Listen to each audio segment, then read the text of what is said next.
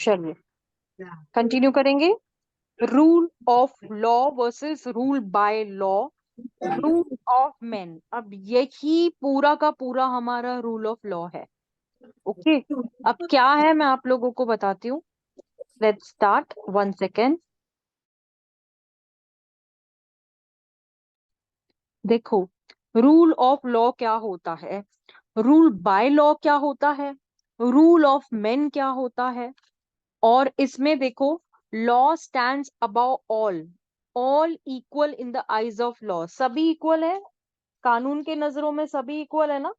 ऐसे यहाँ पे बता रहे हैं कि सभी इक्वल है कानून के नजरों में। तो देखो, रूल ऑफ लॉ जो है, अभी ये एक फ्रेज से आया था। एक्चुअली देखा जाए तो डेजी जो है, उन्होंने एक फ्रेज लाया था रूल ऑफ लॉ को लेकर। उसने एक फ्रेंच फ्रेज लेके आया था जिससे ये रूल ऑफ लॉ आया था। अब यहाँ पर तो आप देख रहे हो कि all equal in the eyes of law, कानून के नजरों में सभी समान है ना। Everybody is equal. But is that so कि अगर आप देखने जाते हो तो हर कोई इक्वल है क्या? मुझे तो नहीं लगता है कि हर कोई इक्वल है। Nobody is equal. अगर इक्वालिटी होती तो आज हम लोग रूल ऑफ लॉ को ऐसे डिस्कस नहीं करते। तो ये जो डॉक्ट्रीन है रूल ऑफ लॉ की, अगर आप लोगों ने एलएलबी स्टूडेंट होके एडमिनिस्ट्रेटिव लॉ पढ़ा होगा तो डेफिनेटली आपको रूल ऑफ लॉ के बारे में थोड़ा बहुत पता रहेगा ना। अगर मैं फ्यू वर्ड्स में इसको बताने की कोशिश करूं कि ये जो कॉन्सेप्ट है रूल ऑफ लॉ, अब देखो कि ये जो है डेजी लेके आया है, लेकिन इससे पहले इसका एक फ्रेंच फ्रेज है जो कि प्रिंसिपे डे लेजिस्लेट। इसका मतलब ये है कि जो भी गवर्नमेंट है वो लॉ के प्रिंसिपल्स पे डिपेंड होती है, न कि मेन के प्रिंसिपल्स पे। ठीक है, जो कानून है वो गवर्नमेंट जो है वो लॉ पे चलती है, लोगों पे नहीं, इंडिविजुअल्स पे नहीं चलती है। मतलब एक समझो, एक गवर्नमेंट है, एक कंट्री है जहां पर मैं ये बता दूं कि बहुत एक ही गवर्नमेंट है और वो एक इंडिविजुअल है। जैसे हिटलर शाही, मैंने जो बोल दिया मैं किसी के बाप की भी नहीं सुनता, है ना। इंडिविजुअल जो है, अगर उसी के इस कहने पे चलते चले तो फिर खत्म हो गई हमारी बात, है ना। तो यहाँ पर देखो, a few words may be said here about the concept of rule of law, other ideas and concept relating to constitutionalism will be discuss in due course. अभी देखो, मैंने कॉन्स्टिट्यूशनलिज्म को लेकर आपको बहुत सारी डिस्कशन करी है ऑलरेडी कि कॉन्स्टिट्यूशनलिज्म क्या होता है।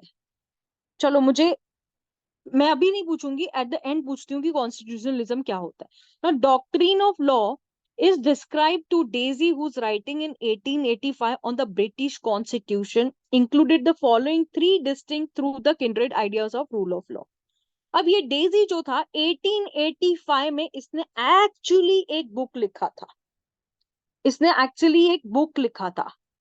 ठीक है, और उस बुक के वजह से ना इसका ये रूल ऑफ लॉ जो था ये फेमस हो गया। ये जो रूल ऑफ लॉ था इसका एक्चुअली फेमस इसी कारण हुआ क्योंकि एडमिनिस्ट्रेशन लॉ के अंदर जो क्रिटिसिज्म्स थे, जो कॉन्सेप्ट थे, जैसे इसने क्या कहा कि सुपरमेसी ऑफ लॉ। अगर मैं आपको बताऊं कि लॉ जो है वो सुप्रीम है, सबसे ऊपर है, लॉ जो है सुप्रीम है, सबसे ऊपर है। तो 1885 में ना इसने इस रूल ऑफ लॉ को अपने भाषा में डिस्कस किया, जिसमें इसने क्या कहा। अब इसमें इसके प्रिंसिपल्स क्या है, पहले हम एक प्रिंसिपल देखते हैं। Absence of arbitrary power. Arbitrary का मतलब क्या होता है, पहले तो मैं आपको ये बता देती हूँ। आर्बिट्री का मतलब होता है अनकंट्रोल्ड पावर। ठीक है, अपना राज, बाप का राज। आर्बिट्री पावर, अनकंट्रोल पावर, वो किसी के बाप की नहीं सुनते। ठीक है, तो ये आर्बिट्री का मतलब ये हो जाता है कि लोग तो उस चीज का फायदा उठाना चलेंगे ना। लेकिन इसने कहा कि no one is above law, कानून से ऊपर कौन नहीं, कोई भी नहीं है। No man is punishable except for a distinct breach of law established in an ordinary legal manner before ordinary courts. क्योंकि यहाँ पर देखो देखो कोर्ट्स जो होती है, अगर हम ऑर्डिनरी कोर्ट्स की बात करते हैं कि इसने क्या कहा कि कोई भी जो इंसान है वो अगर लॉ को लेकर कुछ ऐसी ब्रीच करता नहीं है या ऐसे कोई कुछ ऐसा नहीं करता है, ठीक है, अगर गवर्नमेंट अगर बायस होने चालू हो गई तो खत्म ना, है ना। अगर गवर्नमेंट ने अपना ये तरीका लगाना स्टार्ट कर दिया और अनकंट्रोल चली, फिर तो हम लोग गए ना, फिर तो हिटलर तानाशाही का टाइम आ जाएगा। मोहम्मद बिन तुगलक। हाँ, मोहम्मद बिन तुगलक, करेक्ट।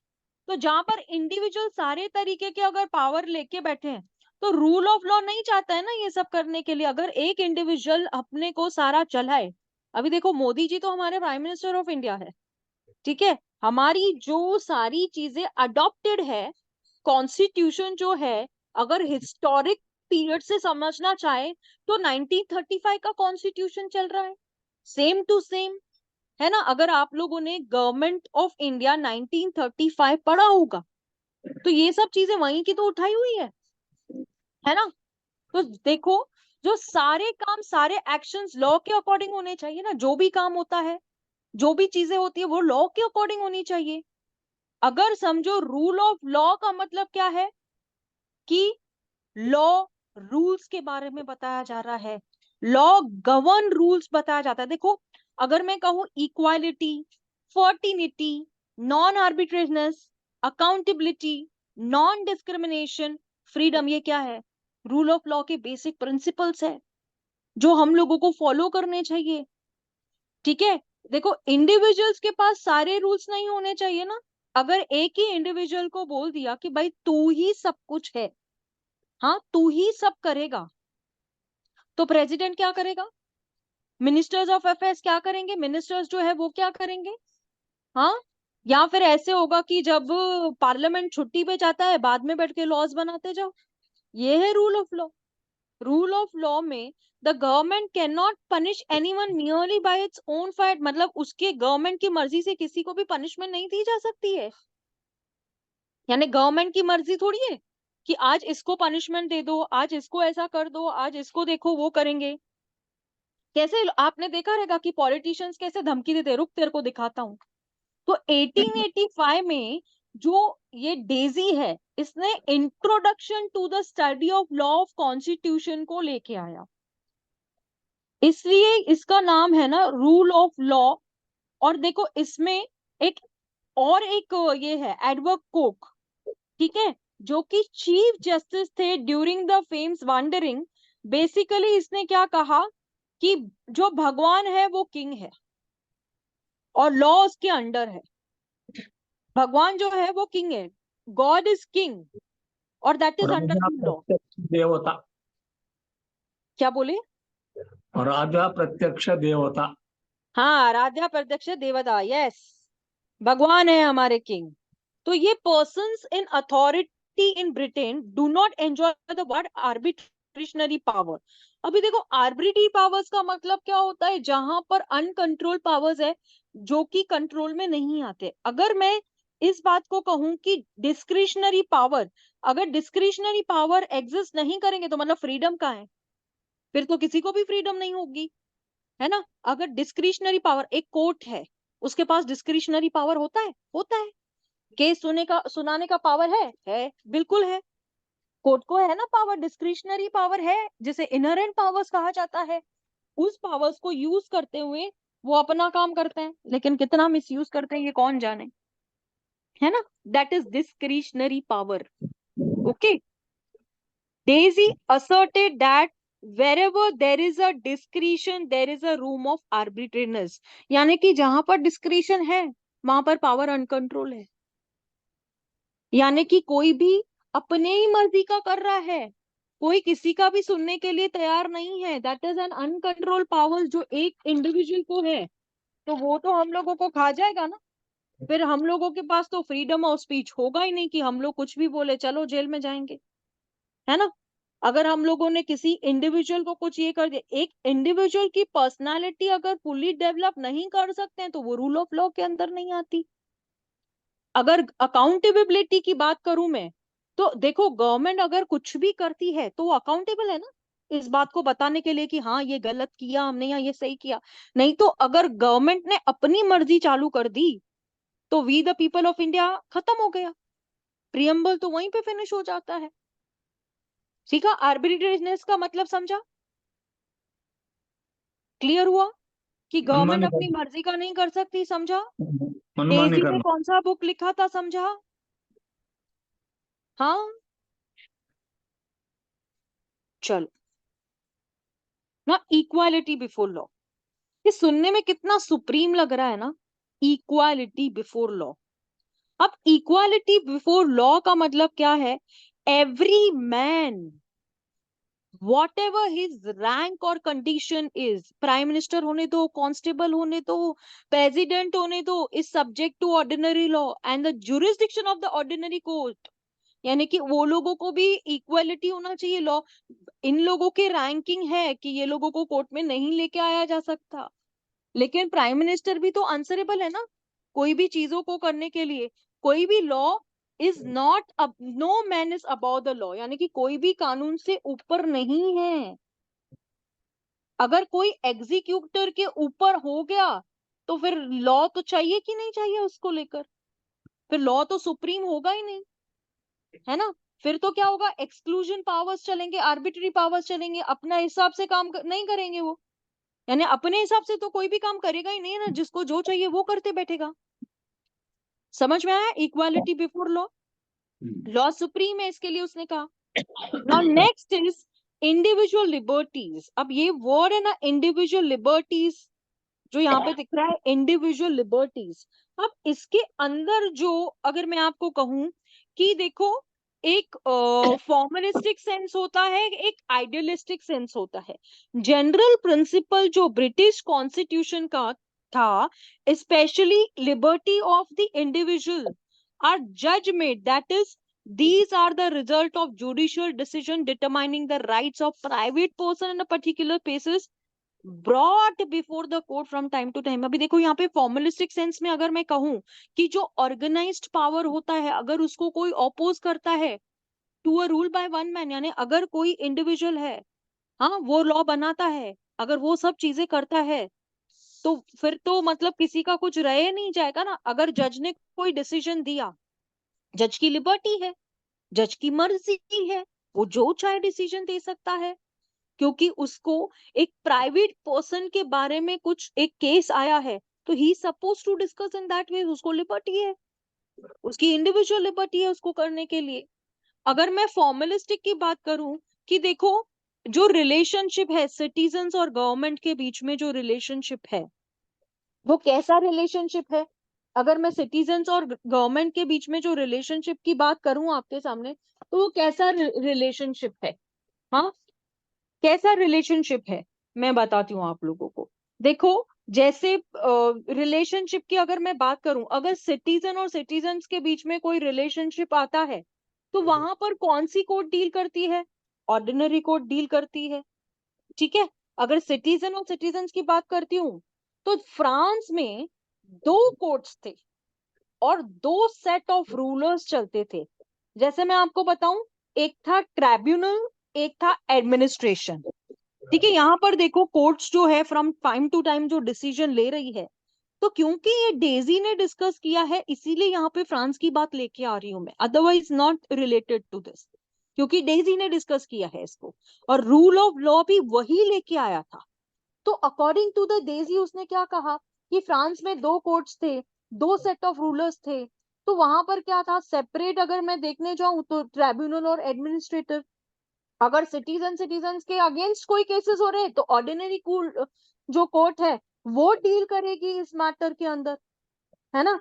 जो अभी देखा जाए, देखो इंडिविजुअल की लिबर्टी की बात करूं तो ब्रिटिश कॉन्स्टिट्यूशन के टाइम में क्या किया, जजेस नहीं थे क्या, वो जुडिशियल डिसीजन नहीं देते थे क्या, पर्टिकुलर पर्सन के अगेंस्ट नहीं देते थे क्या, या पर्टिकुलर केसेस नहीं चलाते थे क्या, ऑफ कोर्स चलाते थे। जो भी कोर्ट में टाइम टू टाइम केसेस आते थे तो इसलिए तो रूल ऑफ लॉ को इतना इंस्पिरेशन दिया गया, क्योंकि वहां पर वो लोग रूल ऑफ लॉ को एकदम अलग वे से देखते थे। अब यहाँ पर इसने जो क्रिटिक्स है इसके, जो इसके एनालिसिस है डेजी के रूल ऑफ लॉ का, वो क्या है? Now Daisy asserted the above features existed in the British Constitution, यानी कि ये जो अनुभव शेयर कर रहा है Daisy, it is at the time of the British constitution. ठीक है, इंडियन कॉन्स्टिट्यूशन की बात नहीं कर रही हूं मैं, यहाँ पे ब्रिटिश कॉन्स्टिट्यूशन की बात कर रही हूँ। यानी उस समय की बात है, रूल ऑफ लॉ जो आज भी है। ठीक है, the British constitution is a जज made and the rights of the individual form a part and pervade the constitution। यानी कि इसका मतलब क्या है कि जो ब्रिटिश कॉन्स्टिट्यूशन है वो इंडिविजुअल के राइट्स जो है वो अकॉर्डिंगली कॉन्स्टिट्यूशन में लेके आई है। देखो इसने क्या बोला, लॉ इज सुप्रीम। ठीक है, और जो इन्फ्लुएंसेस है, जो सिचुएशंस आती है, देखो सिचुएशंस के साथ में डिसीजन आनी चाहिए ना।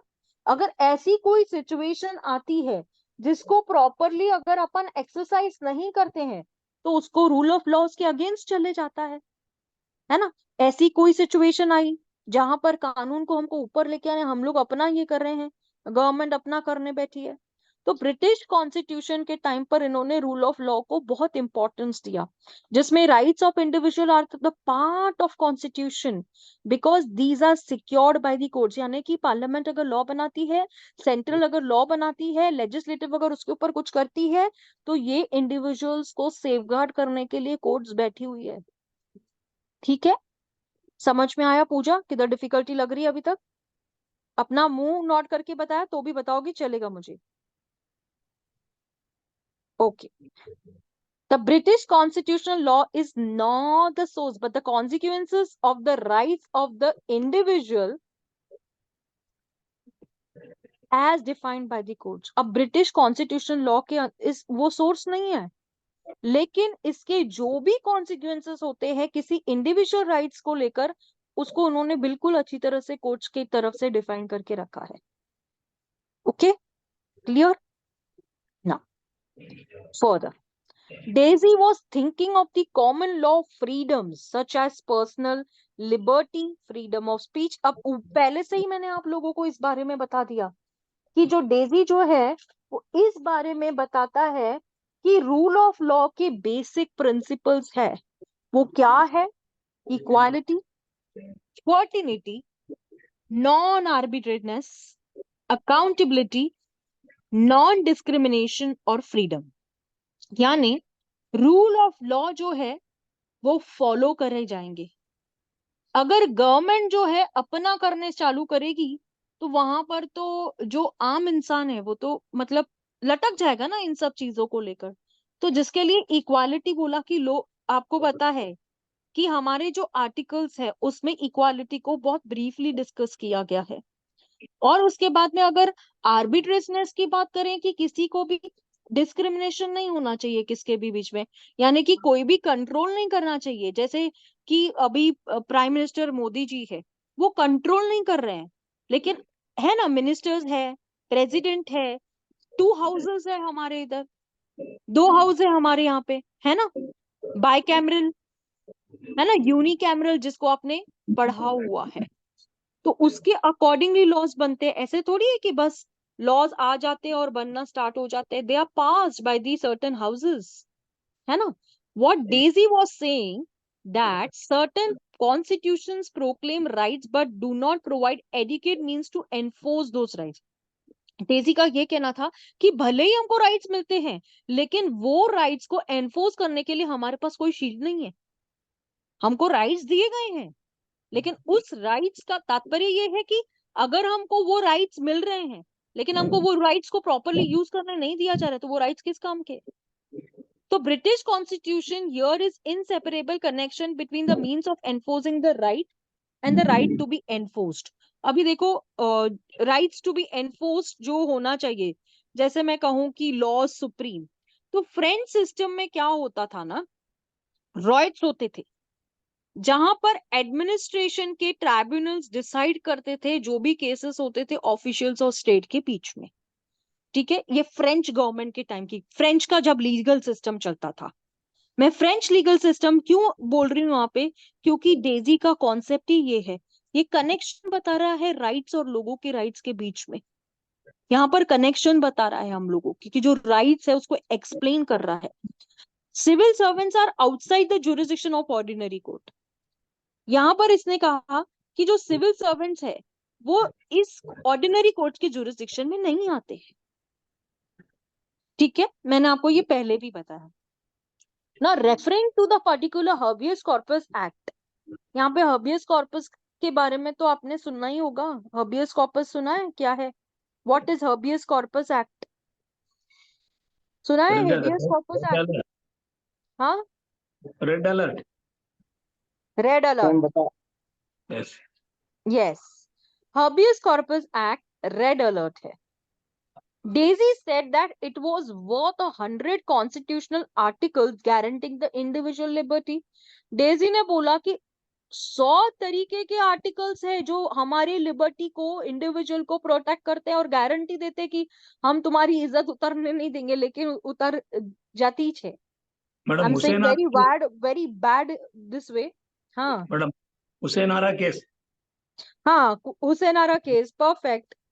यहाँ पर लीगल स्पिरिट है एक्चुअली देखा जाए तो, ये हुसैन आरा केस जिसके क्रिटिसिज्म्स को इन्होंने डॉक्ट्रिन में लाया है ना। Yes ma'am. Daisy, however, accepted there was a rule of law in the USA because there are the rights declared in the Constitution could be enforced and the Constitution gave a legal security to the rights declared. अगर हम लोगों ने article 14, 15, 16, 17 कभी तो भी सुना होगा, है ना, जिसमें राइट्स लोगों के प्रोटेक्ट होते हैं, जहां पर डेजी ने सीधा सीधा एक ही बात कही कि भाई अगर राइट्स की बात मैं करूं तो लीगल सिक्योरिटी होने चाहिए। राइट्स जो डिक्लेयर कर रहे हो, तुम कर रहे हो राइट्स को डिक्लेयर, गारंटी भी देते हो। हमारे राइट्स जो लिए गए हैं यूएस से, यूके का हम लोग इतना ये करते हैं। तो this is a third principle is a peculiar to Britain modern written constitution. The basic rights of the people are guaranteed in the constitution itself. अगर हम लोगों ने बेसिक राइट्स को पढ़ा है, राइट टू फ्रीडम सुना है ना, right to freedom, right to freedom of speech सुना, सुना बहुत होगा आप लोगों ने। क्या हम लोगों को उस चीज के लिए कॉन्स्टिट्यूशन में ये सारे राइट्स है, गारंटेड राइट्स है, लेकिन क्या हम लोगों के पास वो सारे राइट्स है, एग्जिस्टेंस में है?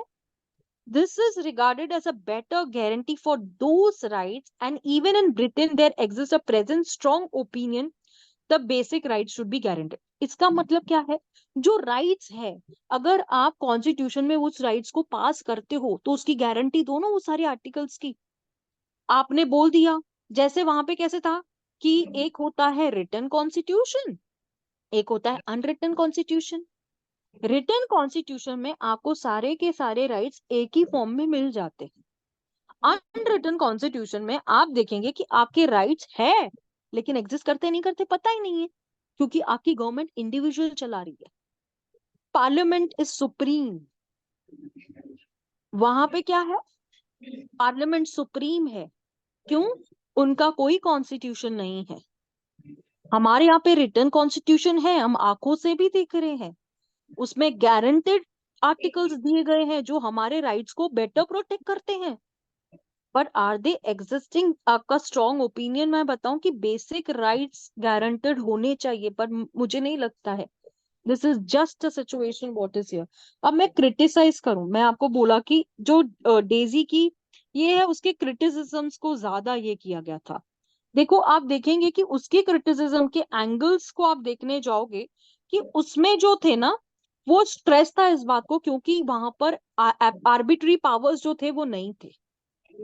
ठीक है, डिस्क्रिमिनेशनरी पावर्स जो होने चाहिए थे वो भी नहीं थे। ठीक है, उसका ये एक स्ट्रेस था।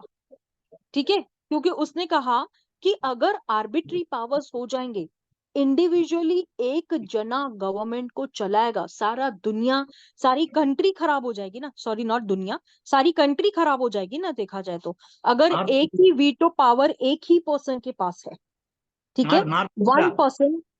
हाँ, क्या क्या?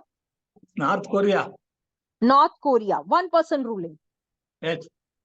1 इंडिविजुअल रूलिंग, एक ही बंदा है, जो पूरे कंट्री को चलाता है, उठ तो उठ, बैठ तो बैठ, नहीं तो बाढ़ में जा।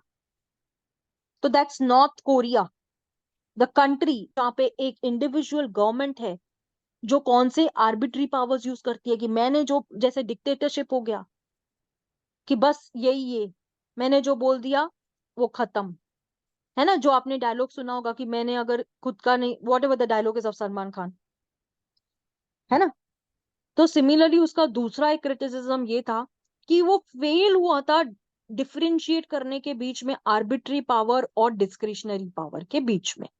उसको समझ ही नहीं आया कि आर्बिट्री पावर अनकंट्रोल पावर्स है, लेकिन डिस्क्रिशनरी पावर में ऐसा पावर है जिसको वीटो पावर करके भी यूज किया जा सकता है। उसको इस बारे में कॉन्सेप्ट समझा ही नहीं, ठीक है। आर्बिट्री पावर जो है वो इनकंसिस्टेंट है, और जो कॉन्सेप्ट है रूल ऑफ पावर और डिस्क्रिशनरी पावर को अगर हम प्रॉपरली एक्सरसाइज ही नहीं करते हैं, जजेस जो है उस चीज को प्रॉपरली एक्सरसाइज ही नहीं करते, फिर रूल ऑफ लॉ क्या रहा, फिर खत्म ना, फिनिश हो गया वो। समझा। मैं फिर बोल रही हूँ कि डेजी को कंफ्यूजन हुआ था, डिफरेंशिएट करने ही नहीं आया, ना प्रॉपरली उसको समझाओ। क्या नहीं समझा उसको? पहला आर्बिट्री पावर, दूसरा डिस्क्रिशनरी पावर। पहले उसने क्या कहा कि भाई यहां पर तो आर्बिट्री पावर्स जो है वो तो अनकंट्रोल है, अगर आपने डिस्क्रिशनरी पावर को भी प्रॉपरली एक्सरसाइज नहीं किया तो वो रूल ऑफ लॉ कैसे हुआ। अब डेजी का क्रिटिसिज्म देखो, उसने बहुत सारे एंगल से समझाने की कोशिश की है। बेसिकली उसने क्या कहा कि जो भी पावर्स डिराइव होते हैं वो एक्सरसाइज किए जाएंगे एज पर लॉ, और ये जो सब्सटेंस है डेजी का, उसने एम्फसाइज करने की कोशिश की है कि अगर जहां पर एब्सेंस है आर्बिट्री पावर का, डिस्क्रिशनरी पावर का, इक्वालिटी बिफोर लॉ का, legal protection to a certain basic human rights का, the ideas remain relevant and significant in every democratic country even today. आज भी ये दूसरे कंट्रीज में आप देखेंगे कि अगर ये एब्सेंट है, मतलब रूल ऑफ लॉ का मतलब यही नहीं है, रूल ऑफ लॉ सुप्रीम ही नहीं हो सकता, है ना। लॉ से ऊपर कुछ भी नहीं है ना, कानून से ऊपर कुछ भी नहीं है। लेकिन एग्जैक्टली देखा जाए, क्या कानून से ऊपर कुछ भी नहीं है क्या? सब कुछ है अब। सब कुछ है। हाँ, अगर रूल ऑफ कानून लॉ को हमने ऐसे ऐसे करना स्टार्ट कर दिया तो हम लोग तो मतलब कहाँ पे बचेंगे। मतलब फिर तो किसी को भी पकड़ के गवर्नमेंट बोलेगी चल घर से निकल, आज तेरे को जेल भेजता हूँ। कोई भी पॉलिटिकल नेता बोलेगा चल चल उठ उठ, आज तेरे को घर पे नहीं रहने का है, तेरे को जेल में रहने का है। नहीं, मैडम ये ऐसा सब नहीं हो बोलेंगे। जाएगा। घर से निकलो अंदर डालेंगे नहीं बोलेंगे, घर घुस के हाँ, वो डालेंगे। हाँ, चल तेरे को। इसका मतलब पूजा यही है कि अगर समझो इन लोगों को इतने पावर्स दे दिए गवर्नमेंट वालों को, फिर तो ये लोग तो अपना बाप का राज चलाते बैठेंगे ना। वो किसी को भी उठा के बोलेंगे कि आज इसको इस केस में फंसाने का है, आज इसको जेल में डालने का है, आज इसको ऐसा करने का है। तेरे को मस्ती आई है ना, रुक तेरी मस्ती कैसे, मतलब अगर गवर्नमेंट ऐसा करना, ये करना चालू कर देगी तो फिर हम लोग तो खत्म हो गए ना। कहाँ गया equality before law, all man are equal, कहाँ पे है फिर? राइट्स कहाँ गए बेटा? आर्टिकल 14 कहाँ गया? 15, 16, 17 जितने भी हमारे आर्टिकल के राइट्स है वो कहाँ चले गए? फ्रीडम ऑफ स्पीच कहाँ चले गया? वो तो खत्म हो जाएगा, एस्टॉनिश हो जाएगा, फिनिश फिनिश ओवर हो जाएगा। एस्टॉनिशिंगली मैं बोलूं, मतलब एकदम अचरज होके कि अरे ये तो खत्म। It is also true that dictated by the needs of practical government, a number of exceptions have been engrafted on these ideas. The modern democratic countries, example, there is a universal growth of broad discretionary powers of the administration. Administrative tribunals have grown. The institution to prevent detention become a normal feature in many democratic countries. Nevertheless, the basic ideas of worth preserving, promoting. यही चीज मैंने आपको हिंदी में explain करी कि कोई भी government, किसी भी गवर्नमेंट का आदमी बोलेगा कि आज मैं ये नेता हूं, तू चल जेल में जा, या मेरा जो आज मैंने इसका खून कर दिया, ठीक है, मैंने समझो एक जने को मार दिया और उसका इल्जाम जो है उस कॉमन पर्सन के ऊपर डाल दिया, और उसके बाद में उसको जेल होती है, उसके बाद में वो हैंग टिल डेथ, सब चीजें उसको हो जाती है। लेकिन किया किसने था? उस पर्सन ने किया था। कौन था? गवर्नमेंट का लीडर था। उसने क्या किया? नाजायज फायदा उठा। तो ये सब एडमिनिस्ट्रेटिव लॉ है। ये डेजी का जो भी चल रहा है ना, it is all regarding the administrative. अब कॉन्सेप्ट देखो रूल ऑफ लॉ का क्या है। ठीक है, हमने पहले क्या देखा डेजी के बारे में, से पहले हमने क्या देखा रूल ऑफ लॉ क्या है ना। देखो फिर से लिखे चलती हूँ, फिर से थोड़ा सा बताती हूँ, फिर वापस यहाँ लेके आती हूँ। I am sorry in between मैं आपको फिर से लेके जा रही हूँ, but it is very important. देखो यहाँ पे law stands above all. Law सबके ऊपर है, ये बात मैंने आपको बताई। All equal in the eyes of law, सभी समान है कानून के नजरों में, लॉ के नजरों में। न्यूट्रल आर्बिट्र, बताती हूँ आगे। Enshrined about the men and women, जो एक मेन और वुमेन के डिस्क्रिमिनेशन की पॉइंट ऑफ व्यू है, उसको हम डिस्कस करेंगे। ठीक है। Stability, transparency, due process, enforceability, accountability, ये मैंने ऑलमोस्ट आपके साथ में डिस्कस किया है। ठीक है, जिसमें मैंने आपको बताया कि एब्सेंस ऑफ आर्बिट्री पावर, है ना। फिर दूसरा मैंने आपको बताया इक्वालिटी बिफोर लॉ। फिर तीसरा मैंने आपको बताया individual liberties.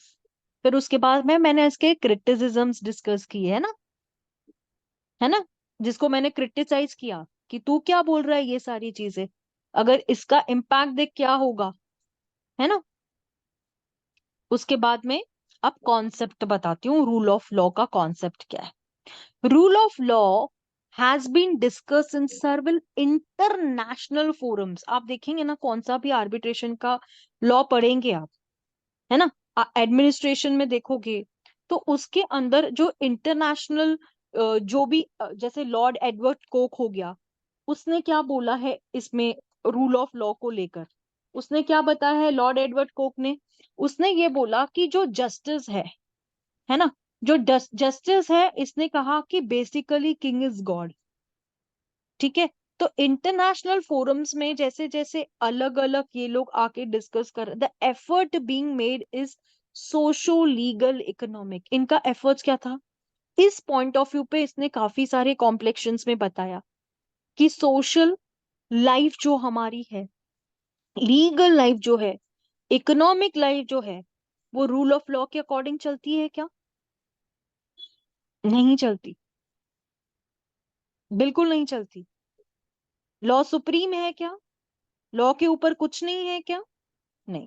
Rule of law has no fixed articulate connotation, though the Indian courts refer the phrase time and again. आप देखोगे कि जितने भी कोर्ट के जजमेंट्स होते हैं ना, वो लोग अपने जजमेंट में रूल ऑफ लॉ को काफी बार डिस्कस करते हैं। तो अगर मैं ऐसा भी कहूंगी कि उनके जो कॉन्सेप्ट्स है ना, रूल ऑफ लॉ को क्लियर नहीं है, मैं ऐसे भी बोलूंगी कि इन लोगों को ऐसे बोलना है कि no man is about the law.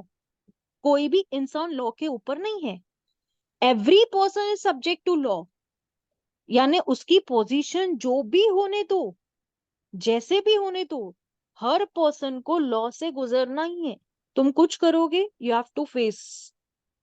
ठीक है, यहां तक क्लियर है ना। आगे बढ़ते हैं कि the broad emphasis of rule of law is on absence of any centre of unlimited or arbitrary power in the country, on proper scrutinization and the control of power, absence of arbitrariness in the government। आप देखोगे कि government जो है उसमें arbitrary power ज्यादा use होता है। Government चाहती है हम जो करें वो सब सही है ना। आपको पता है पार्लियामेंट में क्या लॉ कैसे पास होता है? पार्लियामेंट में लॉ कैसे पास होता है? सेंट्रल गवर्नमेंट क्या करती है? यूनियन और स्टेट के बीच में कैसे हुआ है? यूनियन क्या काम करती है, स्टेट क्या काम करती है? यूनियन में कौन होता है, स्टेट में कौन होता है? प्रेसिडेंट किसकी तरफ से होता है, चीफ मिनिस्टर किसकी तरफ से होता है? हाँ, प्रेसिडेंट और चीफ मिनिस्टर किसकी तरफ से होता है, स्टेट की तरफ से कौन होता है? अगर इसके लिए ही मैंने कहा कि जो 1935 की गवर्नमेंट की ये थी, हमको वो समझनी चाहिए पहले। कि गवर्नमेंट एक्ट जो थी 1935 के, जब ब्रिटिश हमारे कंट्री में रूल करते थे, उन्होंने क्या किया, डिफरेंट डिफरेंट एक्ट्स लेके आए। लास्ट एक्ट 1935 की थी, उन्होंने, वो ब्रिटिश ने वो लाई, हमने इम्प्लीमेंट करी। तो सिमिलरली आप देखोगे कि जो आर्बिट्री पावर्स को लेकर यहाँ पे बोला जा रहा है ना, कि गवर्नमेंट क्या करती है, वो अनकंट्रोल्ड पावर्स चाहती है। यानी अगर देखो मोदी के ऊपर भी तो कोई बैठा हुआ है ना, कि कोई मतलब ही इज आंसरेबल ना, वो खुद भी कुछ रूल थोड़ी पास कर सकता है। Before that he is suppose to take in orders ना। तो अगर समझो जैसे, अगर पार्लियामेंट छुट्टी पे है, हाँ समझो पार्लियामेंट छुट्टी पे है, तो मतलब क्या प्रेसिडेंट ऑर्डिनेंस पे के पास करे? प्रेसिडेंट क्या करे, मतलब अगर कोई समझो नया लॉ इम्प्लीमेंट करके लेने का है, तो इस चीज का वेट करते हैं कि जब पार्लियामेंट छुट्टी पे जाएगी, उसके बाद गवर्नमेंट तो अपना, गवर्नर जो होगा वो अपना रूल चलाएगा, और हम उससे लॉ पास करा के ले लेंगे। This is the strategy of arbitrary power. समझा? Uncontrolled power. Now, government intervention in the many daily activities of the citizen is on increase creating the possibility of arbitrariness in the state action. अभी government क्या करती है, intervene करती है, देखती है क्या करती है, और हर सिटीजन की डेली एक्टिविटीज पर ये करे। अब देखो मैंने क्या बताया था, कि ये लोग काउंटर करना चाहते हैं कि हमारे जो डे टू डे हमारी जो लाइफ है, उसके अंदर क्या हो रहा है, गवर्नमेंट को सब पता है। सब पता है इन लोगों को, क्योंकि इनको पता है कि यहाँ पर कैसे रूल ऑफ लॉ को लेके आना है। और इस चीज को काउंटर किया जाता है ऐसी सिचुएशन में जहां पर आर्बिट्रेनेस, लॉलेसनेस एंड अनरीजनेबलनेस को गवर्नमेंट के पार्ट पे देखा जाता है। आप देखना ये चीज, ठीक है? ऐसी कोई सिचुएशन आ जाती है जहां पर गवर्नमेंट को रूल ऑफ लॉ को एक्सक्लूड करना होता है, यानी कि कहीं ना कहीं उनको आर्बिट्रेनेस नहीं करनी होती है, लॉ को छोड़ना नहीं पड़ता है, अनरीजनेबल नहीं करना पड़ता है, तो गवर्नमेंट के पार्ट को ये रूल ऑफ लॉ लगता है। आपने देखा है कि गवर्नमेंट रूल ऑफ लॉ को फॉलो करती है, या सिर्फ जुडिशरी अपने जजमेंट्स में रूल ऑफ लॉ को लेके आती है? हाँ, एडमिनिस्ट्रेशन में भी होना चाहिए। एडमिनिस्ट्रेशन में भी होना चाहिए, क्योंकि ये जो टर्म है अगर आप देखोगे, कहीं पर भी इंडियन कॉन्स्टिट्यूशन में नहीं है। एडमिनिस्ट्रेशन तो छोड़ दो, कहीं पे भी नहीं है। इट इज रिक्वायर्ड, मैं तो ऐसे बोलूंगी। और ये जो रूल्स है, रूल्स होने चाहिए, रादर देन अनकंट्रोल्ड डिसीजंस जो ये लोग देते हैं, जो सेपरेशन ऑफ पावर्स को लेके आते हैं ये लोग। आपने देखा होगा कि अगर मॉन्टेस्क्यू है, उसने क्या बोला गवर्नमेंट को लेकर, लेजिस्लेचर, एग्जीक्यूटिव और जुडिशरी को क्या इंपॉर्टेंस दिया इसने? हाँ, कि जो लेजिस्लेचर, अगर मैं यूएसए की बात करती हूँ यहाँ पर, अगर मैं यूएसए की बात करती हूँ यहाँ पर, ठीक है, अगर यूएसए के अंदर हम लोग आर्टिकल 1, 2, 3 यूएस कॉन्स्टिट्यूशन का देखते हैं, तो वहां पर उन्होंने क्या कहा, लेजिस्लेचर कांग्रेस है, एग्जीक्यूटिव प्रेसिडेंट है, और जुडिशरी ऑल ओवर स्टेट्स, क्या all over countries, all over में कोर्ट्स है। ऐसे करके ये बोला गया है ना। ये है रूल ऑफ लॉ, जहां पर सेपरेशन ऑफ पावर्स चलते हैं। उसके बाद में अगर मैं कहूं, इंडिया में क्या है, लेजिस्लेचर पार्लियामेंट है, एग्जीक्यूटिव प्रेसिडेंट है, बराबर, और जुडिशरी हमारा क्या है, हाई कोर्ट, सुप्रीम कोर्ट, जजेस।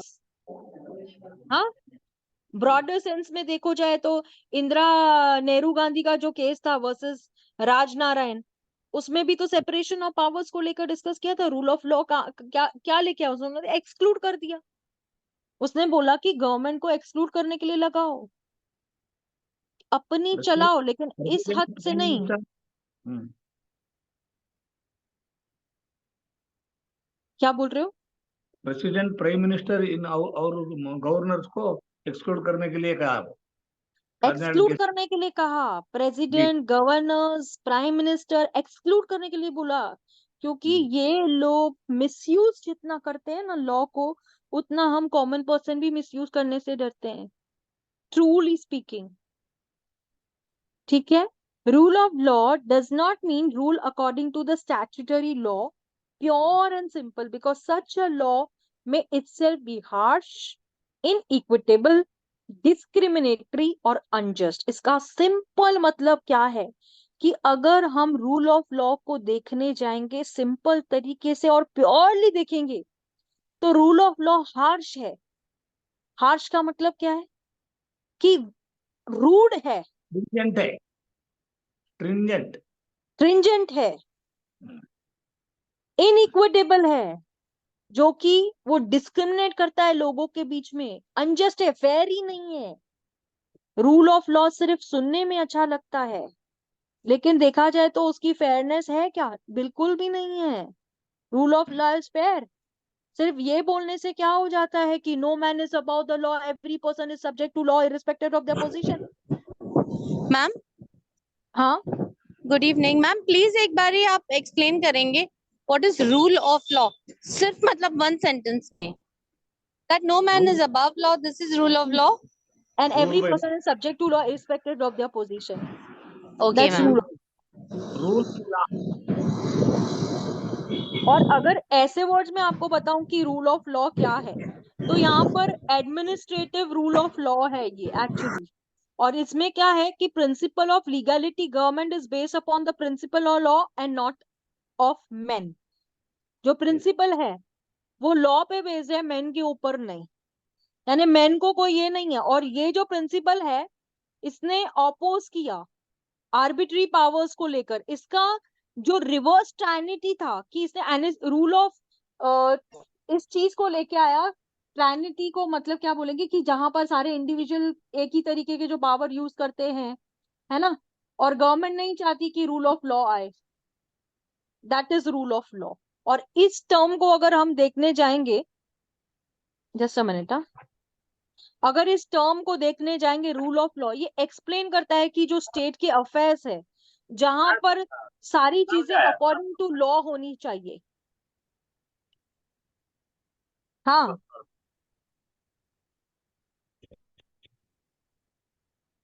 क्या बोले? मुझे सुनाई नहीं दिया, किसने तो कुछ बोला ना।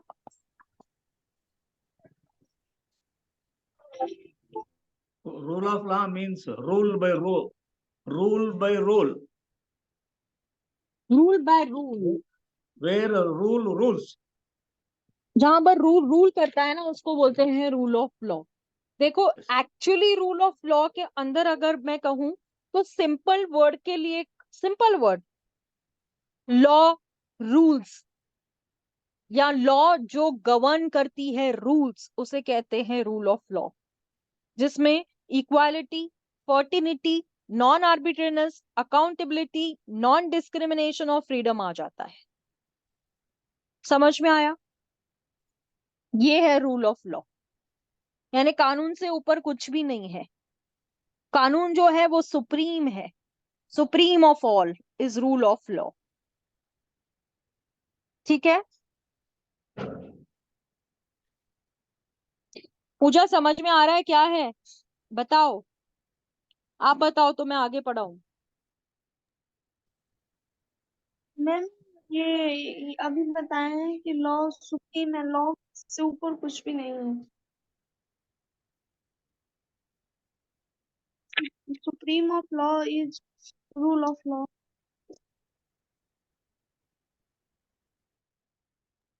Supreme of law is rule of law? नहीं, रूल ऑफ लॉ का मतलब है कि जो गवर्नमेंट रूल्स बनाती है, लॉ में जो रूल्स बनते हैं वो है रूल ऑफ लॉ। लॉ जो गवर्न करती है लॉ रूल्स को, वो होता है rule of law, in simple words. ठीक है, rule of law does not mean according to statutory rule pure and simple. Such a law may itself harsh, inequitable, discriminatory or unjust. Rule of law cannot some higher kind of law which is reasonable, just and non-discriminatory. यानी कि rule of law उसका अगर concept समझने जाएंगे तो वो reasonable है और जिसमें नॉन डिस्क्रिमिनेशन है। In ठीक है, total, welfare हाँ, state है ना, welfare state. welfare state, yes. Rule Yes, of law evases not only arbitrary power but controlled power. इसके yes. अंदर आर्बिट्री पावर्स का मतलब अनकंट्रोल पावर्स होते हैं, लेकिन रूल ऑफ लॉ आज कंट्रोल करके बैठा हुआ है गवर्नमेंट के पावर्स को। वरना क्या करेंगी गवर्नमेंट, किसी को भी उठा के जेल में डाल देगी। Constitutional values such as constitutionalism, absence of arbitrary power in the government, liberty of the people and independent judiciary, etc. are embedded in the concept of rule of law. इन ये बता रहे हैं आप लोगों को कि आज के टाइम पर जो कॉन्स्टिट्यूशन की बात कर रहे हैं या कॉन्स्टिट्यूशनल वैल्यूज की बात कर रहे हैं, पहले वो अनकंट्रोल थी गवर्नमेंट के पास, अब लोगों को लिबर्टी दी गई है ना, लोगों की राय ली जाती है ना। और हमारी जो जुडिशरी है वैसे तो इंडिपेंडेंट नहीं है, पर concept of rule of law के अकॉर्डिंग इंडिपेंडेंट है। क्यों?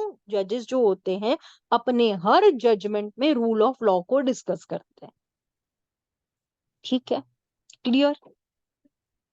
अच्छा, The Indian Constitution by large seeks to promote the rule of law through many of its provisions.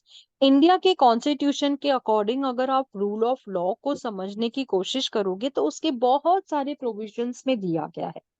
Example, parliament, state legislature are democratically elected on the basis of adult suffrage. अब यहाँ पर मैं आपको बताऊं, देखो पार्लियामेंट और state legislature, देखो parliament और स्टेट लेजिस्लेचर का क्या काम है? हाँ, आपको मैं ये बता दूं कि एक होता है सेंट्रल, एक होता है स्टेट, है ना। एक होता है सेंटर, एक होता है स्टेट, जिसे हम सेंट्रल और स्टेट के बीच में मैं आपको डिफरेंस बता देती हूँ क्या। सेंट्रल के अंदर जो एग्जीक्यूटिव पावर्स होते हैं, है ना, और स्टेट जो है उसको प्रोविंस कहते हैं। ठीक है, स्टेट लेजिस्लेचर जिसके प्रोविंसेस, यानी कि बहुत सारे स्टेट्स है ना, एक स्टेट नहीं है ना, हमारे इंडिया के अंदर बहुत सारे स्टेट्स है ना। एग्जीक्यूटिव और लेजिस्लेटिव पॉइंट ऑफ व्यू पे हम देखने जाएंगे तो सेंट्रल जो है, देखो जहां पर गवर्नर होता है, वो एग्जीक्यूटिव के अंदर जो गवर्नर होता है, आपने देखा होगा कि गवर्नर्स को पावर है, और गवर्नर को जो पावर्स होते हैं वो कहाँ से आते हैं? गवर्नर खुद का पावर चलाता है क्या? नहीं। हाँ, कौन, किसके पावर्स आते हैं? एडमिनिस्ट्रेशन ऑफ मिनिस्टर्स जो होते हैं, है ना, एडमिनिस्ट्रेटर ऑफ मिनिस्टर्स जो होते हैं वो उनको पावर देते हैं, गवर्नर उसके पावर्स को उस तरीके से एग्जीक्यूट करता है। ठीक है, ये है पार्लियामेंट और स्टेट लेजिस्लेचर के बीच में। अभी पार्लियामेंट जो होती है लॉ कैसे बनाएगी? लोकसभा, राज्यसभा बराबर है। जब लॉ बनाने की आती है तो लोकसभा क्या करती है और राज्यसभा क्या करती है? ठीक है, इसको थोड़ा सा डिस्कस करते हैं अभी। चलो बताओ difference between Lok Sabha and Rajya Sabha. चलो मैं ही बताती हूँ, क्योंकि आप लोग इतना कंफ्यूज हो, उससे अच्छा पहले मैं ही बता दूं। लोकसभा में पहले कानून बनते हैं, राज्यसभा में बाद में अप्रूव होते हैं। यस, कानून बनते हैं और उसके बाद में अप्रूव होते हैं। तो जो डिफरेंस है वो क्या डिफरेंस है लोकसभा वर्सेस राज्यसभा के अंदर? जो पार्लियामेंट्री फॉर्म ऑफ गवर्नमेंट है, पीपल जिसको रिप्रेजेंट करते हैं और उसके बाद डायरेक्टली इलेक्ट होते हैं वो as a representative in the parliament, और सम ऑफ देम जो है वो काउंसिल ऑफ मिनिस्टर्स हो जाते हैं। आपको पता है जो काउंसिल ऑफ मिनिस्टर है उसको हेड कौन करता है भाई? प्राइम मिनिस्टर करता है, जो कि रिस्पॉन्सिबल होता है किसमें? लोकसभा में। अभी इलेक्शन कौन सी हुई थी पूजा? अभी इलेक्शन कौन सी हुई थी? लोकसभा की। उसमें प्राइम मिनिस्टर चुन के आया कि नहीं आया बेटा? हाँ, प्राइम क्या मिनिस्टर आया कि नहीं आया? आया ना, यस। है ना। तो वो काउंसिल ऑफ मिनिस्टर्स जो है, जो हेड करता है वो प्राइम मिनिस्टर होता है, और उसी को रिस्पॉन्सिबल समझा जाता है इन लोकसभा।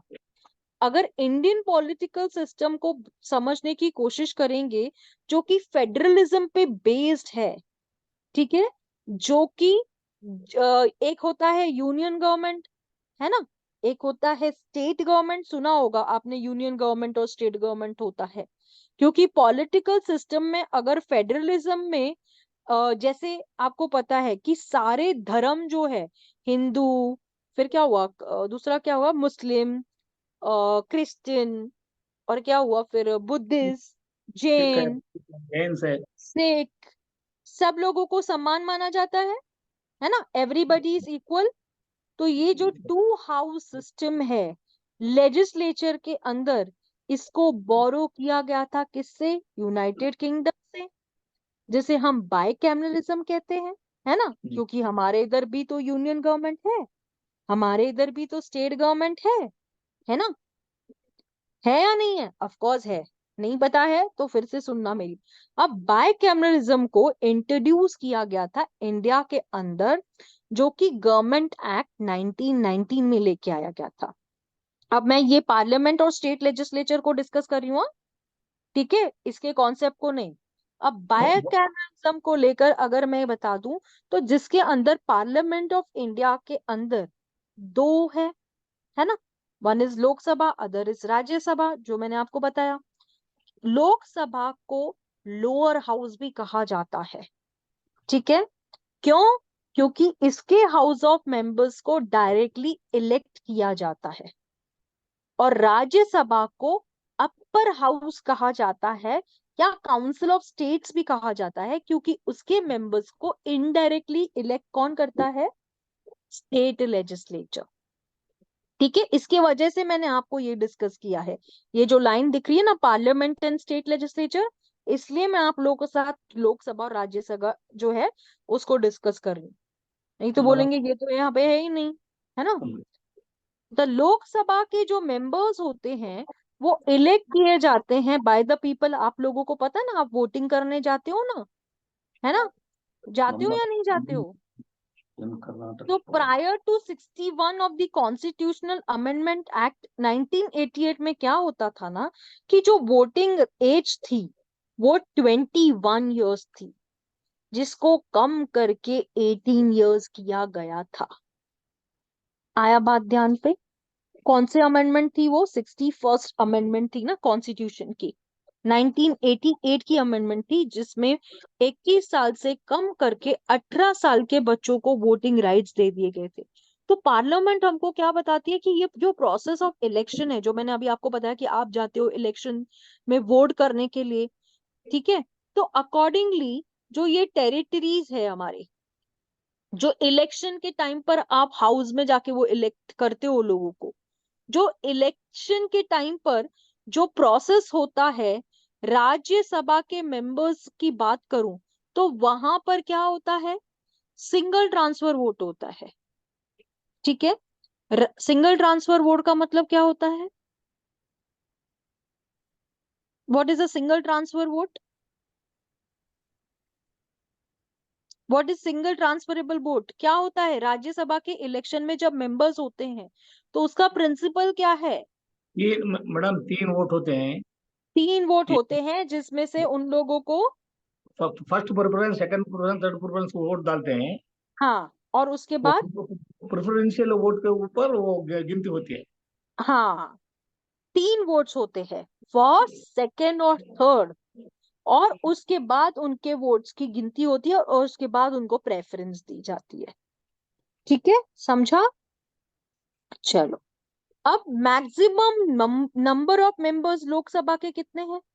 कितने बैठते हैं वहां पे? 500 कितने बैठते हैं? 552? 543 टोटल। 43 है मैम अभी। नहीं, वो 43 543। अभी का प्रेजेंट स्ट्रेंथ है, कि हाँ, अभी 552 543 लोग पूरा बैठ टोटल है सकते मैम। हैं। हाँ, अभी 543 लोग बैठ सकते हैं, लेकिन जी। इससे पहले वो जो एडजस्टमेंट करते थे वो 552 की थी। अब प्रेजेंट स्ट्रेंथ आपकी बराबर है कि 543 है, दैट इज करेक्ट। तो total number of members 530, and 13 Lok Sabha के मेंबर्स जो इलेक्ट किए जाते हैं directly by the people in the state, बराबर है। और जो 2 मेंबर्स होते हैं वो नॉमिनेट करता है प्रेसिडेंट। यानी देखो प्रेसिडेंट को वीटो पावर कैसा है, हाँ, देखा आपने कि जी। प्रेसिडेंट क्या करता है कि 2 मेंबर्स को इलेक्ट करके उनको अपने इस पे लेता है। पर रिसेंटली 2019 में उसने जो ये नॉमिनेशंस होते थे 2 मेंबर्स को, आपको पता है ये एंग्लो इंडियन कम्युनिटीज के टाइम की बात है, जी। और मैडम ये फिर एंग्लो इंडियन इसमें किस कहने का वो नहीं समझ में आया मैडम। क्या क्या, राजेश मेरे को फिर से बोलो, क्या बोल रहे हो? एंग्लो इंडियन नहीं समझ में आया, ऐसे बोल रहे हो वो। एंग्लो इंडियन मतलब कैसे? ब्रिटिश ब्रिटिश राज के पीरियड में जो अंग्रेज आते थे ना यहाँ, उनको रिप्रेजेंटेशन देने के वास्ते वो किए थे। नहीं, फिर माँ इंडिया से क्या पिताजी वहां से, ये भी कुछ होगा ना मैडम ऐसा? नहीं, हो सकता- ऐसा नहीं है। माँ यहाँ से पिताजी यहाँ से वो नहीं है यहाँ पर। आप इसको लेकर है ना, अभी 2019 में 104 अमेंडमेंट आई है, उसको पढ़ना आप, कि माँ यहाँ से कि हाँ, पिताजी यहाँ से है। वो तो कम कर दिए मैडम, अभी नहीं है वो हाँ 62, इससे पहले। हाँ, इसके पहले ऐसे जो आप बोल रहे हो ना कि माँ इधर से है या पिताजी इधर से, ऐसे कैसे लिया जाता था इनको एंग्लो इंडियन के हिसाब से? हाँ, तो इसमें कैसे होता था, ये डिस्क्रिशनरी पावर्स को यूज करते थे करने के लिए। इसके लिए आप 104 कॉन्स्टिट्यूशनल अमेंडमेंट जो 2019 की है ना, उसको पढ़ो। ठीक है, फिर हम उसके ऊपर ओके डिस्कस करेंगे। Okay madam, okay. हाँ, अब अपर लिमिट जो राज्यसभा की है वो कितनी है भाई? राज्यसभा की लिमिट बताओगे, कितने लोग बैठ सकते हैं उसमें? 250। अभी पहले तो तुमने उसमें कितने बताए? हाँ, 245 बताए थे 543 बताए थे उसमें, वो और लोकसभा में। इसमें? हाँ, और 250। राज्यसभा में 245 ना। 250। भाई प्रेजेंट कितने हैं? 245 रहना मतलब। 245, करेक्ट। तो 245 मेंबर्स जो है, और इसमें जो 12 मेंबर्स सोसाइटी के होते थे ना, जिनमें राज्यसभा में लिए जाते हैं, जिनके पास स्पेशल नॉलेज होता है, एक्सपीरियंस आर्ट, होता है लिटरेचर में, साइंस लिटरेचर। में, सोशल सर्विस में, है ना, ऐसे 12 मेंबर्स को ये लोग लेते हैं। तो क्या दिल्ली, जम्मू एंड कश्मीर और पौंडीचेरी में भी राज्यसभा के लोगों को लिया जाता है क्या? नहीं शायद। लिया जाता है क्या? दिल्ली, जम्मू कश्मीर और पौंडीचेरी लोगों को राज्यसभा में लिया जाता है क्या? नहीं नहीं नहीं। लिया जाता है। लिया लिया जाता है madam. Yes yes yes yes, इनको भी लिया जाता है, क्योंकि लोकसभा जो है वो टेम्पररी बॉडी है ना। जी लोकसभा जो है वो टेम्पररी बॉडी है, और इसको री इलेक्शन कितने होती है? 5 इयर्स के बाद। हमारा जो प्राइम मिनिस्टर है 5 साल एवरी 5 इयर्स में आता है ना। तो जी राज्यसभा एक परमानेंट बॉडी है, बट इसके 1/3 मेंबर्स रिटायर होते हैं हर 2 साल में, जी बराबर। तो सही। मिनिमम एज कितनी हुई लोकसभा की? लोकसभा में जो भी बच्चे बैठते हो, कितने एज वाले बैठते हैं, मिनिमम एज कितनी हुई? 6 साल बैठते हैं वहां पर। 6 साल बैठते लोकसभा में हैं। 5 साल मैडम। नहीं, हाँ, फाइव लोकसभा में इयर्स 5 साल। लोकसभा 5 साल। 5 इयर्स। हाँ, और उनकी एज जो होती है ना, जो बंदे वहां पे बैठते हैं, उनकी 25 इयर्स ऑफ एज होती है लोकसभा वालों की, और 30 इयर्स होती है राज्यसभा राज्यसभा वालों वाले। की। ठीक है, अब इतना समझा पार्लियामेंट और स्टेट लेजिस्लेचर के बीच में क्या डिफरेंस है? हाँ, जी पूजा, इजी जा रहा है बेटा, डिफिकल्ट जा रहा है तो अभी भी मैं यहाँ रुक सकती हूँ। नो मैम, इजी जा रहा है। हाँ, तुमने बोला ना मुझे कुछ समझ में नहीं आ रहा है, तो मेरा दिमाग काम ही नहीं कर रहा है उस दिन से कि ऐसे कैसे हो सकता है। ठीक है, elected on the basis of adult suffrage, the constitution makes adequate provisions guarantee the independence of the judiciary। यानी कॉन्स्टिट्यूशन के अंदर ऐसे प्रोविजंस बनाए जाते हैं जो कि गारंटी करते हैं इंडिपेंडेंस, जुडिशरी को इंडिपेंडेंट रहने के लिए। और जुडिशियल रिव्यू की अगर मैं बात करूं, कि guaranteed through the सर्वल constitution of the provision. अब जुडिशियल रिव्यू जो है, आपको पता ना, रिव्यू पावर जो है वो जुडिशरी के अंदर है, और रिव्यू को हमने काफी डिस्कस किया है। The Supreme Court has characterized a judicial review as a basic feature of the Constitution। यानी सुप्रीम कोर्ट ने कहा कि हमारे पास तो जुडिशियल रिव्यू का भी पावर है, जो एक्चुअली देखा जाए लोकसभा राज्यसभा में जुडिशियल रिव्यू होता है, एक प्राइम मिनिस्टर को चूज करके जुडिशियली रिव्यू करा दे, ये नहीं मांगता है ये मांगता है। हाँ, ऐसे होता है नहीं ना। The article 14 of the constitution guarantee क्या करता है? आपने पढ़ा है बेटा ये, equality before law, rights to equality. The constitutional provision has assumed, यानी कि जो प्रोविजंस है कॉन्स्टिट्यूशनल के, उसने ये समझ लिया है कि there is a great significance, और वो कंट्रोल करता है एडमिनिस्ट्रेटिव पावर्स को, और बिकम आर्बिट्री, यानी कि एडमिनिस्ट्रेटिव पावर्स ही तो आर्बिट्री पावर्स लेके आते हैं। ये लोग ही तो अनकंट्रोल चलते हैं, यही तो बोलते हैं कि इंडिविजुअलिज्म होनी चाहिए, कि प्राइम मिनिस्टर ने जो बोल दिया वो किसी की बाप की भी नहीं सुनता है, वो अपने चीजों को रिवर्स भी नहीं कर सकता है। बट नो, नॉट नाउ, अभी ऐसा नहीं हो सकता है। ठीक है। The Supreme Court has invoked the rule of law several times in its pronouncements to emphasize upon the certain constitutional values and principle. Supreme court ने भी रूल ऑफ लॉ को बहुत सारे जजमेंट्स में प्रोनाउंस किया है और उसमें बताया है कि कॉन्स्टिट्यूशनल वैल्यूज क्या है, उसके प्रिंसिपल्स क्या है। अब एग्जाम्पल देखो, बच्चन सिंह के केस में justice Bhagwati has emphasised that rule of law excludes arbitrariness and unreasonableness. यानी कि बच्चन सिंह के केस में पीएन भगवती ने ये कहा कि जो रूल ऑफ लॉ है वो अनकंट्रोल्ड एक्सक्लूजन है, अनरीजनेबल को एक्सक्लूड करता है, छोड़ देता है आर्बिट्रीनेस को, छोड़ देता है अनरीजनेबलनेस को। क्यों? इंश्योर करने के लिए, ये सजेस्ट करता है कि ये बहुत जरूरी है to have a democratic legislature. Freedom होनी चाहिए हम लोगों को लॉ बनाने के लिए, पावर होना चाहिए। और अनफेटर्ड का मतलब होता है कि कोई हमको ये नहीं बोले कि ये क्या किया है, क्योंकि जुडिशरी इंडिपेंडेंट है, वो अपने जो पार्लियामेंट के डिसीजंस को अगर सही नहीं है तो वो अनकॉन्स्टिट्यूशनल भी डिक्लेयर करने का राइट और पावर रखती है, क्योंकि उसके पास जुडिशियल रिव्यू का पावर है। वो चाहती है कि सिटीजन्स के राइट को प्रोटेक्ट होना चाहिए, जो against the axes of executive and legislative power. यानी कि आपको पता है कि लॉ सुप्रीम है, ये बराबर है, लेकिन इसका मतलब ये नहीं है कि अनजस्टिस होना चाहिए लोगों के सामने, क्योंकि हम लोग इसलिए बैठे हैं कि सिटीजन्स की लाइफ को प्रोटेक्ट कर सके और एग्जीक्यूटिव और लेजिस्लेटिव पावर को एक्सीड ना होने दे, क्योंकि हम जुडिशरी है, हम जजेस है। जो भी पावर्स ये लोग बनाते हैं, एग्जीक्यूटिव कौन सा लॉ जो ये लोग बनाते हैं, ये कौन से लॉज बनाते हैं? एग्जीक्यूटिव कौन होता है? हु इज एग्जीक्यूटिव जो लॉ बनाता है?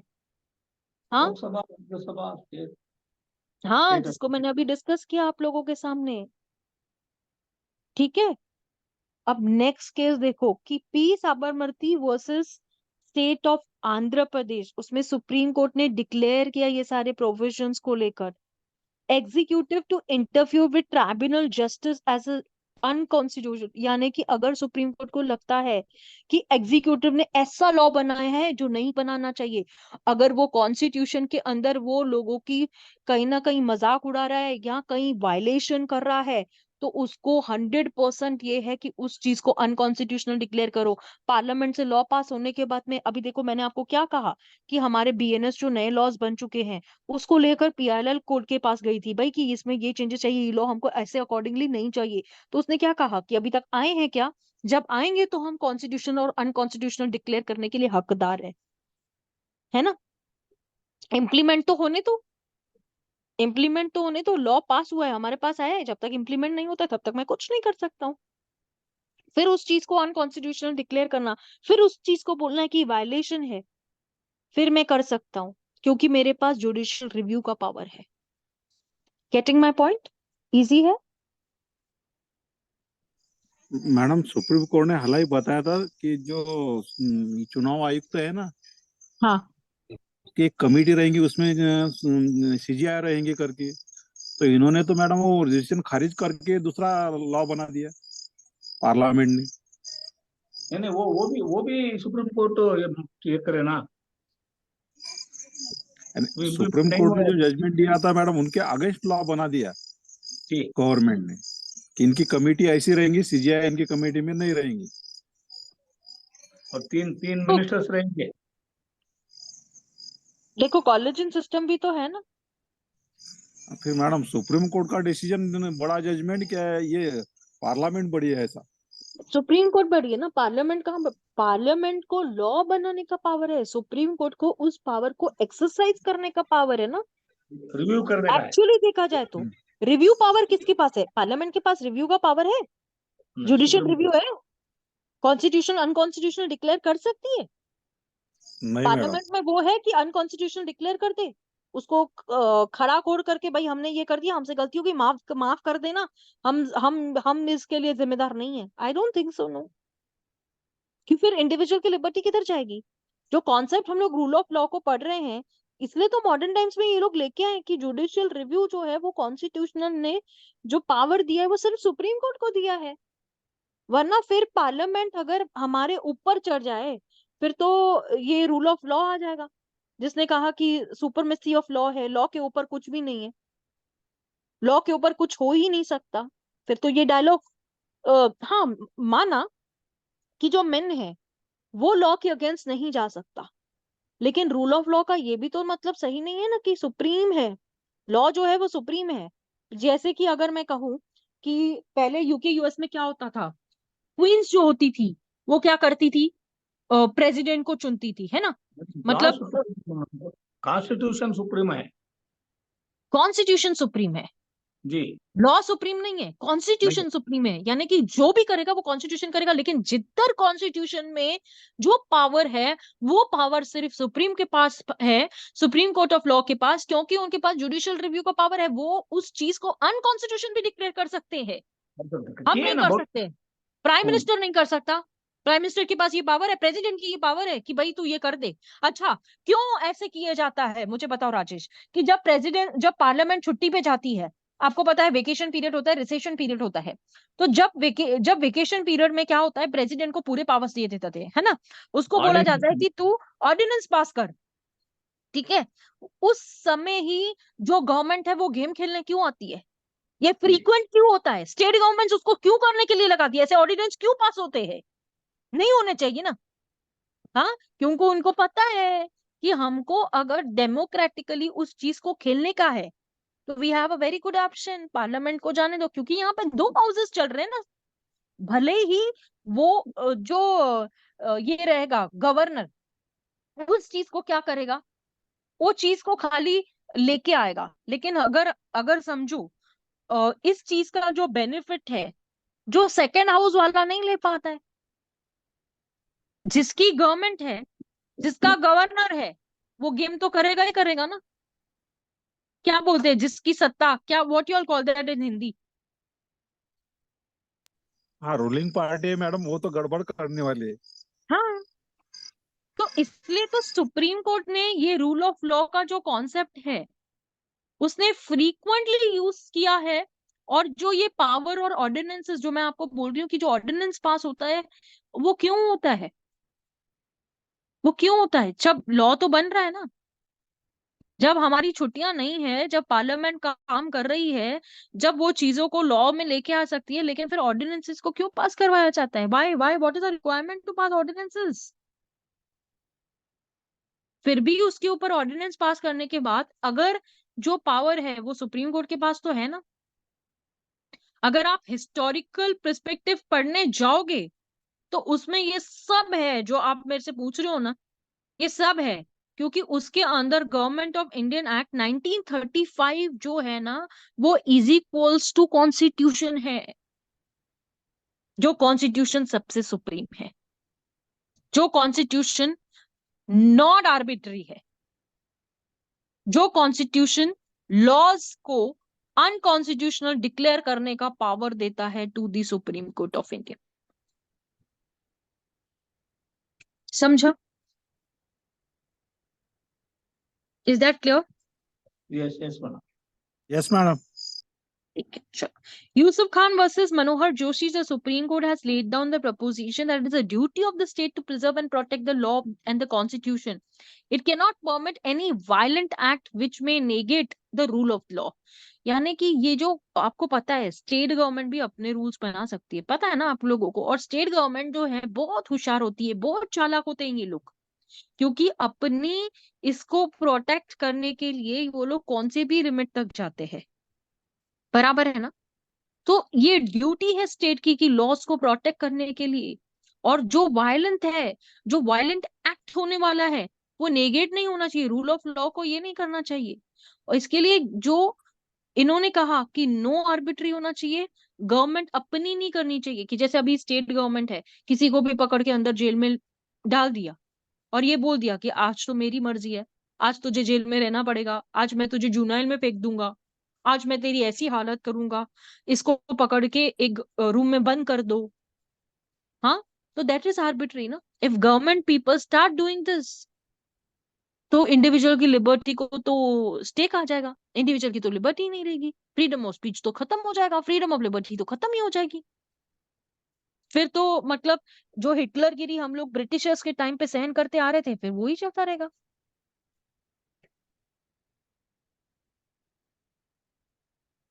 क्लियर हुआ? Clear rule of law? Yes madam. चलो, now Yes, last ma'am. part I will discuss and finish. Rule of law is antithesis of arbitrariness. Rule of law is now accepted norm of civilized society. Everywhere it is identified by the liberty of individual. ये सब discuss करके आए हम लोग, हाँ, कि rule of law accept की गई है जो सिविलाइज सोसाइटीज के अंदर जो है। हाँ, एवरीवेयर जो इंडिविजुअल की लिबर्टी है उसको रिकॉग्नाइज किया गया, लोगों को समझा गया कि हर कोई इंडिविजुअल है ना, और इसको बैलेंस बनाने के लिए जो इंडिविजुअल को लिबर्टी दी गई है और पब्लिक ऑर्डर को, in every state the problem arises of reconciling human rights with the requirement of public interest. बहुत सारे स्टेट्स के अंदर जो ह्यूमन राइट्स को रिकंसाइल करने के लिए, जो पब्लिक इंटरेस्ट को प्रोटेक्ट करने के लिए जो प्रॉब्लम्स आते हैं, उसको कम करने के लिए इंडिपेंडेंट कोर्ट्स बैलेंस करती है सिटीजन और स्टेट के बीच में। क्योंकि अगर सिटीजन सिटीजन हो गया और गवर्नमेंट उसको ये करने लगी, तो गवर्नमेंट तो मतलब कंफर्म कर देगी ना लॉ को, यानी गवर्नमेंट अपने लॉ बनाना स्टार्ट कर देगी, है ना। तो इसीलिए रूल ऑफ लॉ एक जुडिशियल रिव्यू है, और जुडिशियल रिव्यू जो है एक essential part of rule of law है, जो सिर्फ सुप्रीम कोर्ट के पास है, जो हम लोगों को कॉन्स्टिट्यूशन के अंदर किसी और को नहीं दिया गया है, but they are given to only to the SC. Judicial review involves the determination not only constitutionality but also the validity of administrative action. यानी कि वो गारंटी देती है कि जो भी लॉ पास होगा उसको लेकर जो भी एक्शन लेना होगा, उसकी वैलिडिटी को लेकर या उसके जो भी चीजें हैं उसको लेके हम देखेंगे। तो जो एक्शन है, ये एक्शन जो ली जाती है, the state public authorities and bureaucracy are subjected to judicial review. They are just all accountable to the court for legality of their actions. यानी कि वो लोग अकाउंटेबल है, गवर्नमेंट अकाउंटेबल है कोई भी चीज करने से पहले। यानी गवर्नमेंट ऐसे नहीं कर सकती कि एक लॉ पास कर दिया और बस उसको फॉलो सारी कंट्री करेगी, नहीं। They are accountable, they are suppose to tell us कि हमने ये लॉ बनाया, उसको लेकर वो पास कराएंगे, बिल पास होगा, और बिल पास करने के बाद एक्ट होगा। ऐसे नहीं होगा बस उठ के कर लिया हो गया। इसलिए इंपॉर्टेंस दिया गया है इंडिया को जुडिशियल रिव्यू में, क्योंकि ये बेसिक फीचर है कॉन्स्टिट्यूशन का, जो नहीं किया जा सकता है बिना कॉन्स्टिट्यूशन पावर्स के एक्सरसाइज। ठीक है, क्लियर? खन्ना Yes, जे ma'am. का केस है ADM Jabalpur versus S Shukla. इस केस को एम्फोसाइज किया गया और वैल्यूज बताए गए हम लोगों को रूल ऑफ लॉ के। और अब जो सिविलाइज सोसाइटीज है उसको एक्सेप्ट करनी लगी है। जो स्टेट के प्रॉब्लम्स है उसने कहा कि हम लोग जुडिशियल बैठे हैं, बैलेंस करेंगे गवर्नमेंट और सिटीजन के बीच में जो भी लॉ होता है।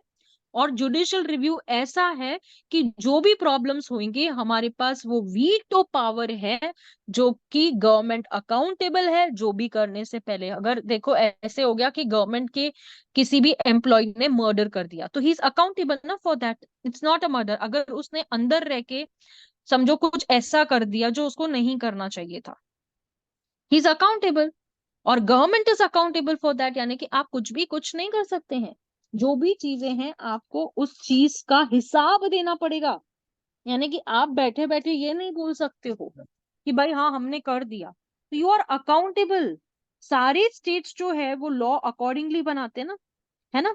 और ये तो कॉन्ट्राडिक्शन हो जाएगा कि rule of man according to rule of law, ये तो कॉन्ट्राडिक्शन हो जाएगी कि रूल ऑफ मैन, यानी कि अगर लोग रूल करने लगेंगे अकॉर्डिंग टू द लॉ, तो सारे एक्शंस जो लिए जाते हैं वो लॉ के अकॉर्डिंग कैसे लिए जाएंगे?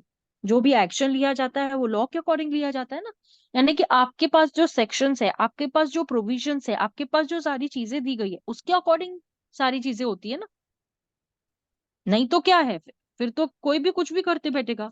Anybody can do anything against the law, against the principles of law. Clear? Am I clear? Rule of Yes, law ma'am. Clear? बस. Yes, ma'am. Thank you.